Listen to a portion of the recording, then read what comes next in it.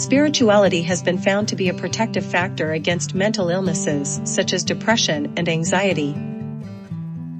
April is Mental Health Awareness Month, but it also coincides with several religious holidays: Easter, Ramadan, Pesach, Hanuman Jayanti, and potentially more. Spirituality has been found to be a protective factor against mental illnesses such as depression and anxiety. But what is spirituality exactly? Do you have to be religious to be spiritual? Dr. Lisa Miller defines spirituality as an inner sense of living relationship to a high power. God, nature, spirit, universe, the creator, or whatever your word is for the ultimate loving, guiding life force.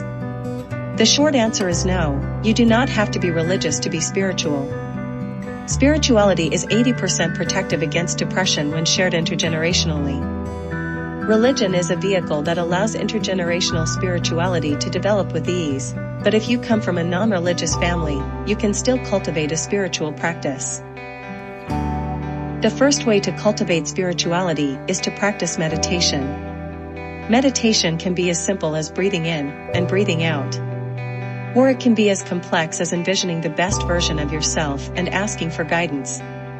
Start small. There are plenty of meditation applications that are free to use, such as Insight Timer and Headspace. You can also find meditation videos on YouTube. Find what works for you and then start small, maybe just starting with 2 to 5 minutes every day. Starting is always the hardest part of any journey, so be kind to yourself. There are many different types of meditation, so experiment with what works for you. Do you like guided meditations? Visual meditations? Breathing meditations? There's no right or wrong way to meditate, and with consistency, this will quickly become a part of your routine. Another way to cultivate a spiritual practice is to connect with nature. This can look like going on a hike or purchasing some plants for your home. The key here is to spend time understanding how the natural world works.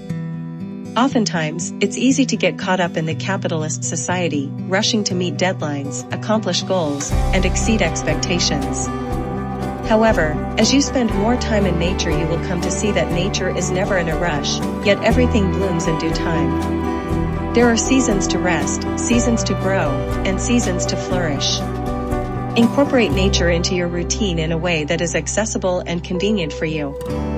It may look like walks on the beach, or just spending a few minutes in your neighborhood park. The last way to cultivate spirituality outside of religion is to start an embodiment practice. This basically just means moving your body in a way that feels good to you on a consistent basis. This can be playing sports in a community such as basketball or yoga. Or this can be 10 minutes of stretching before bed. The goal here is to get out of your thinking mind and into your physical body.